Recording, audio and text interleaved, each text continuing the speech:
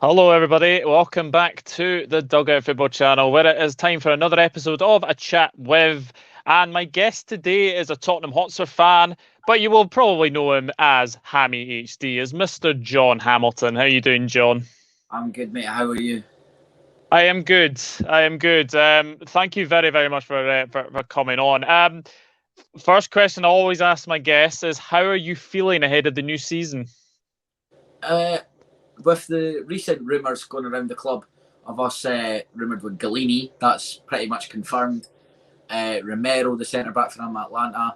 I'm actually confident because Atalanta centre back Romero has obviously just went and won the Copa America, and he's meant to be. He got voted the best defender in the Serie A last season, so he does look good, and he's still young as well. Galini is obviously going to fight for the number one jersey with Lloris. If we keep Kane, that would be massive. That's the main objective in the window. I'd rather keep Kane and not bring anyone in, or bring anyone in and sell Kane. I'd rather just keep Kane and just work with the team we've got. I'm really excited to see the football that Nuno will play with us. Obviously, he played brilliantly with Matt Doherty, and now obviously we've got him. We bought him from Wales, so hopefully he can bring him back because he didn't really perform last season under Jose. And well, Ryan Mason near the end of the season, he was out of favour. Obviously, Serge Aurier was our number one, and I'd like to see him be the old Matt Doherty at Wolves, attacking up the right wing and getting balls in the box and assists. But yeah, I'm looking forward to next season. Hopefully, it could be better than hopefully it's better than last season and not finishing in the Europa Conference League positions. Yeah, I was just about to say that. Obviously, seventh in the Premier League. That's a Europa Conference League spot. How serious do you think you'll take the Europa Conference League? At the end of the day, right, people will still slag the competition, but if you want your players to feel what it feels like to win a trophy, that's the perfect competition to go out and do it, because there's not a lot of other teams that will be battling it out for us. I think there's Roma's in it. I think I can't remember. There's a Turkish team in it. I don't know if it's Fenerbahce or that. But other than that, there might be a couple of Scottish teams in there. You never know. But that's the perfect trophy to go out and get our first trophy since 2008. Well, major trophy. Obviously, won the Audi Cup and that. Yeah. But when we did finish in seventh, and it came down to the last game when we were playing Leicester, I might have been the only Tottenham fan that said this, but I actually would have preferred finishing eighth and not being in this competition. But looking at it now, I think it's a perfect opportunity to win a trophy so that they know what the winning mentality. Sorry, because none of our players have got the winning mentality. We've not won a trophy, have we? No, so. Yeah, absolutely, and obviously finishing above Arsenal, that's always good thing to be a Spurs fan as well. Yeah, St Tottenham's Day has been cancelled yet again. So obviously, let's talk about transfers in and out of Spurs. Now, obviously, there are no ins at the moment, but as we said, Golini, Romero, potentially also Brian Gill from Sevilla, with Lamela going the other way. Do you expect any more ins after those three? I've heard rumours of, I can't remember his name off the top of my head. There's an Atalanta striker, whether we go for all three players from Atalanta. We've been linked with the centre-back from, I think it's Genoa, Tomiyasu, the Japanese boy. Mm-hmm. Yeah. We've been linked with him. We're getting linked back with Koundé. We were linked with him for a while, and then apparently he rejected us. And now he's came out and apparently said, his agent has said, if Real Madrid don't want him, he's open to a move to Tottenham. And I think that's brilliant. Well, it's obviously Paratici, the boy that we've signed in, head of football director. Aye. Yeah. It's brilliant what he's doing. He's bringing in a centre-back, one of the best centre-backs in Serie A. He's bringing in one of the best goalkeepers in Serie A, Tomiyasu, brilliant centre-back. He's bringing in all these young players that are, well, the Atalanta players are in their team is in Champions League, and he's bringing them to a club that just finished seventh. And I don't know how he's negotiated it, but he's done it with loads of clubs. He was at Monaco, I think it was, and he was the guy that managed to sign like Kylian Mbappe and Bruno, the guy, what's his name? The guy that plays on the left for Man City. Portuguese guy. Bernardo Silva. That's it. He managed to bring in all them players, Fabinho, and all that. And I think he managed to sell them with £200 million profit, and that's mental. So if he could do even half of what he done at Monaco, it would be good at Tottenham. Yeah, absolutely. Obviously, outs. One Fife has gone. Danny Rose has gone to Watford, and also Paulo Gazzaniga as well. Also, Eric Lamela potentially going as a swap deal for Brian Gill. Sad to see Lamela go. Well, ability-wise, no. He doesn't bring much ability-wise, but he's such a passionate player. And obviously he's from Argentina. He's not a Tottenham fan, but the way he plays, he shows more heart than some of the players that actually are Tottenham fans, like Harry Winks, for example. He always gives 100% when he's on the pitch. He's a fiery player. Not every player, every fan except from Tottenham fans hate him. They hate coming up against him. He's just, I don't know, I'll mind my language. I was going to say something, but I'll watch what I say. He just loves to wind teams up. He gets in their head, and he'll always be remembered for the recent goal, the wee Rabona goal at the Emirates last season. He's just a wind-up merchant, and I will miss him, but hopefully he does well at Sevilla if he goes. Yeah, I think you've hit the nail on the head. He is a player who likes to wind up. Obviously, got Martial sent off last season for United, in that 6-1 win. Also he has had a few Rabona goals as well. I remember the one in, I think it was the Europa League. Can't remember.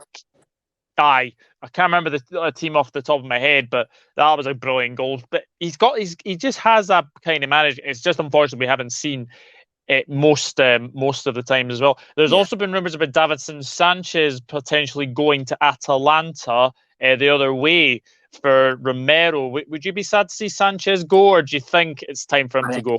I don't think he suits what we're trying to do. He does, but it's so weird. He does well for Colombia, and he done well in the Copa America. I watched a couple of games, but he just does it. It's not easy. I don't think he's built for the Premier League. It's a totally different league. And I've heard that he's rumoured in the swap deal for either Romero, and Sevilla also want him, and that could maybe work in our favour for trying to side that Jules Koundé. That could maybe work in that deal. And then I seen the player I just on about, Harry Winks. Apparently, Everton are lining up a £25 million bid for him, which I think I would take that, because £25 million for Harry Winks, a player that's really out of favour at Tottenham. It would be sad to see him go as a Tottenham fan himself, but I just don't see him in our midfield next season. Yeah, I think Harry Winks is a very, very good player. Yeah, I just feel you're not going to get ahead of a Ndombele. You're not going to get ahead of a Højbjerg either. I think he's been a fantastic signing, Højbjerg, and I think he'll have a good season, especially after a very good Euros. Also, another name being potentially linked out of the club is Toby Alderweireld. Now, I have to say, Toby Alderweireld has been a very, very good signing for Tottenham from Southampton. Do you feel it's maybe time for him to go as well? See, that is one player I think out of all the names that are rumoured, if I had to pick one player to stay, I would pick him.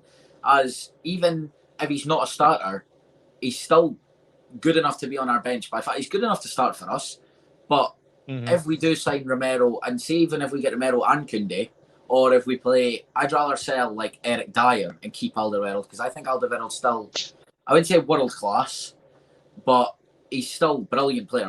At the end of the day, he'd still start for us right now.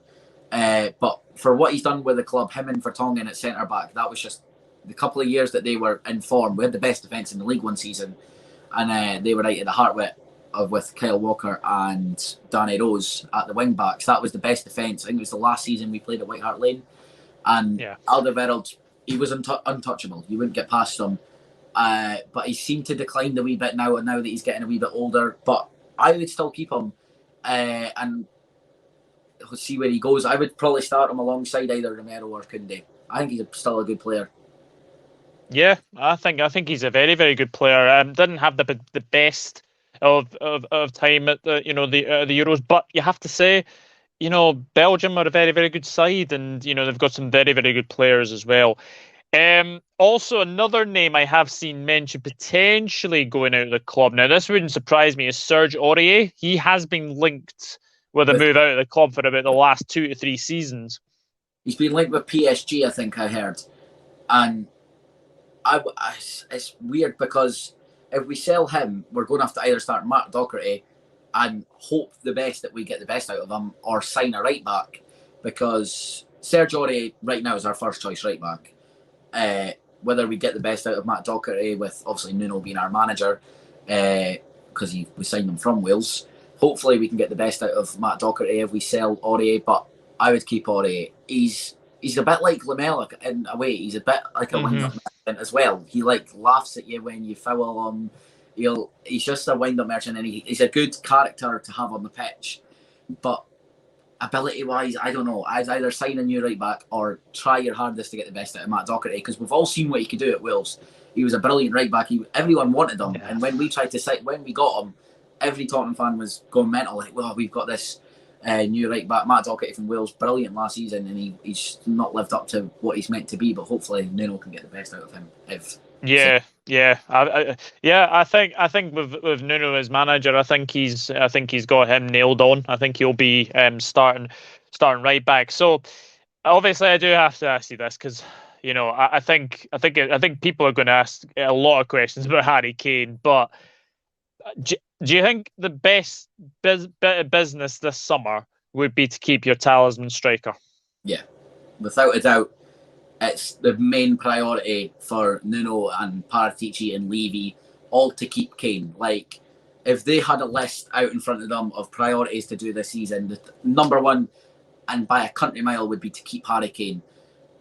And that was probably the first thing they asked Nuno when we signed him, is keep Harry Kane. Don't, do whatever you can to get a good relationship with him. Obviously, he's just back from the Euro, so he's not been with him as much as the rest of the squad. But I think he's joining training at the start of next week. I think he went on holiday with the England team after the final.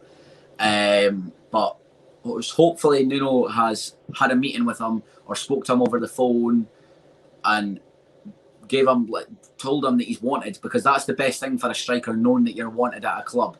Because if Levy turned around and went, right, you can go, we'll sell you, that's not good for a striker's head. Because if we tell them that he can go and then no one meets the price tag and he's still left at our club, knowing in his head that we were wanting to sell him but he didn't go, that wouldn't be so good. But just knowing that he's wanted, because he knows, like he said it himself, he doesn't want to leave Tottenham on bad terms, as a lot of people say he's an Arsenal fan, but he is a Tottenham fan.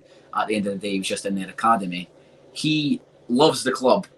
He knows he wants to win a trophy with Tottenham. He's said that all the time, but it's getting to that stage where it's not guaranteed a trophy at Tottenham. Yeah. Whereas if he moved to a club like Man City, Chelsea, Man United, all them three clubs are linked to him, he's guaranteed at least a trophy by the time he retires. Whereas we can't guarantee him that. We could just guarantee him first team football and hope that we get a trophy. So it's whether he sticks with passion or goes for money. Yeah, definitely. It's going to be a long summer. We've still got until the 31st of August when the transfer window does close. So let's get into your first six fixtures. When I was looking at this, I was like, bloody hell! Manchester City at home to start the season, then Wolves away, Nuno's old club as well. Watford at home, Crystal Palace away, Chelsea at home, and Arsenal away. I mean, you have to say that the fixture list is actually laughing at you when you actually look at those fixtures. How many points do you expect to get out of those first six? Well, Man City, I think, right, this is going to be a bold prediction, I think we'll win that.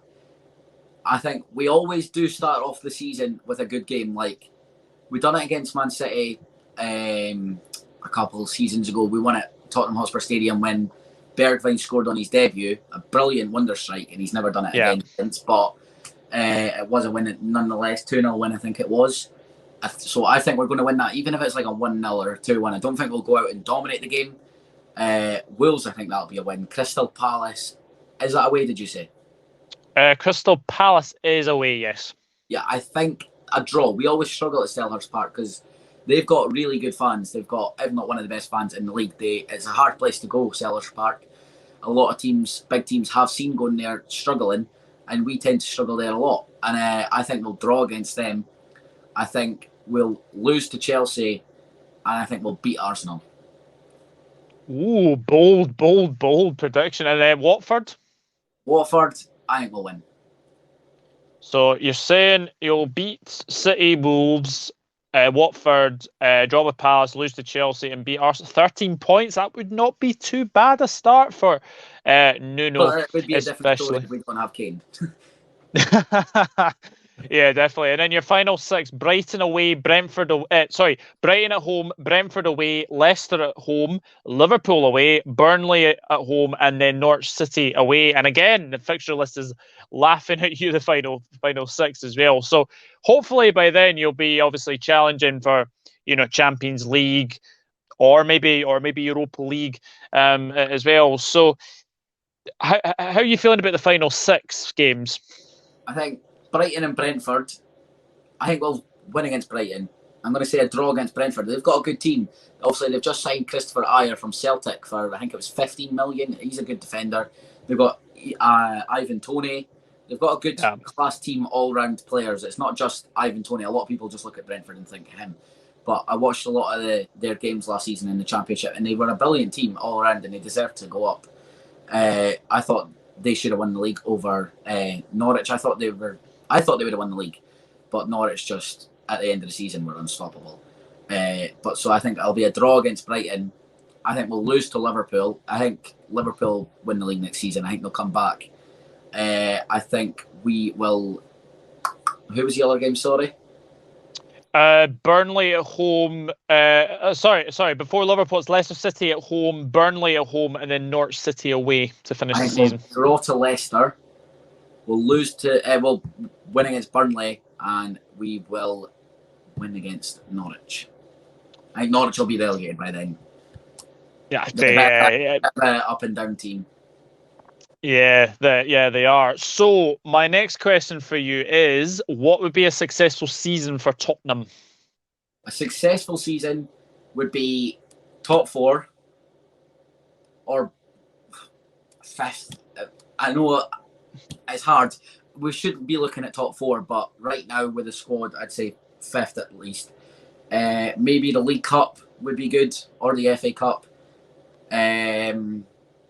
Beating Tottenham, beating Arsenal, finishing above Arsenal, winning the Conference League, and just all around having Kane getting top goal scorer again. Ooh, very, very interesting. Yeah, I think look, the Europa Conference League. Look, this is going to be a very interesting tournament because it's actually going alongside the Europa League, so I don't know what they're going to do TV wise. I don't know what games will be on TV, etc. So that's going to be very, very interesting. But how do you think you'll do in the cups this year? Because you were obviously Carabao Cup finalists last season. Do you think you could maybe go one better and maybe win it? I feel like if we got. Well, Man United went through instead of Man City. I think that was the other semi-final. We had Brentford in the semis. I feel like we would have beat Man United. Man City, without a doubt, last season were the strongest team, if not in the world. I'd say in the world. Chelsea just put one up against them in the Champions League final, which I thought Man City would have won it. Man City are, past 5 years, the strongest team in the world, in my opinion. And Pep's done a brilliant job. And on his day in the final, he's going to win finals, and we sacked a manager that's never lost a final the week before it, which I thought was very confusing, and let Ryan Mason's first game in charge was a Carabao Cup final against the strongest team in the world, which was crazy thinking from Daniel Levy. But even with Mourinho, I don't know if we would have won it. On their day, Man City are just a class team. Like, I know a lot of it's to do with money injections from I think it's Fly Emirates. No, it's what do you call it? It's it's the Dubai company, Sheikh Mansour. He's put a lot of money into. Oh yeah. Qatar Airways. Is Qatar Airways? Yeah, it's Qatar Airways, I think. Aye. And they've put a lot of money into that club, and it's paid off because they've won loads and loads of trophies. They've won 3 Premier Leagues since they've taken over, and they were unstoppable. But maybe next season, if it's another team, I think we could have won that day because we did do well to keep them out for a while. We just sat back, but maybe that's the problem. Maybe we did go out and attack them and tried to get Son and Kane to link up play like we did a lot near the start of the season. It would have been a different game, but nah. I think if a different opponents, we could maybe win it this year. Did you see that ridiculous stat Sky put up, which was Yeah, comparisons between Ryan Mason and Pep Guardiola? Like it was like 639 games in charge for Pep Guardiola, like one and Ryan for Mason. Yeah, yeah, ridiculous, absolutely ridiculous. Also, you were just touching on Son. He has signed a new contract till 2026. That is a good bit of business keeping yeah. Son. I watched the wee interview that they done with him after he signed the contract, and he basically said he loves the club.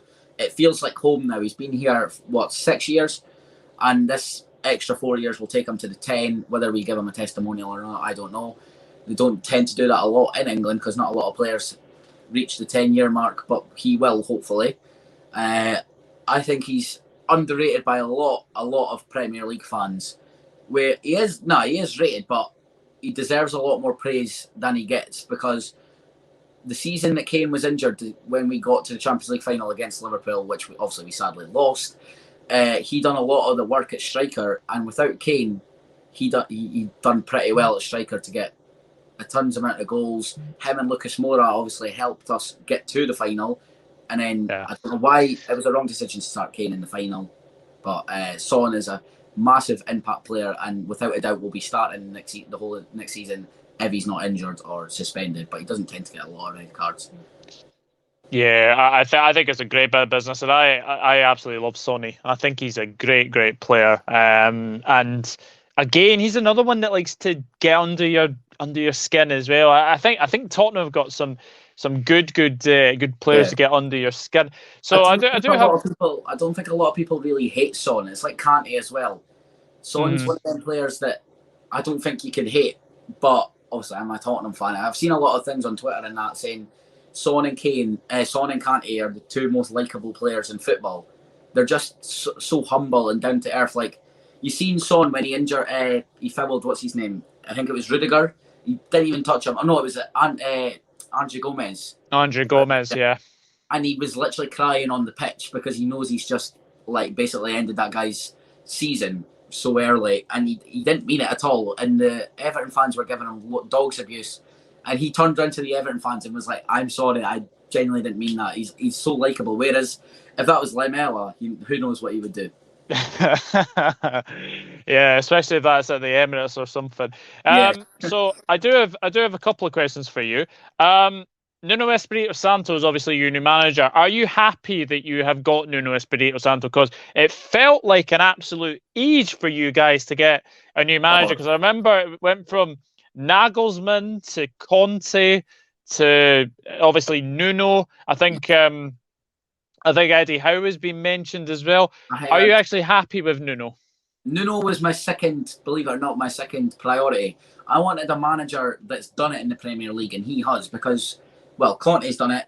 My main priority, I thought, was Brendan Rodgers, but he would have been taking a massive downgrade from Leicester down to Tottenham.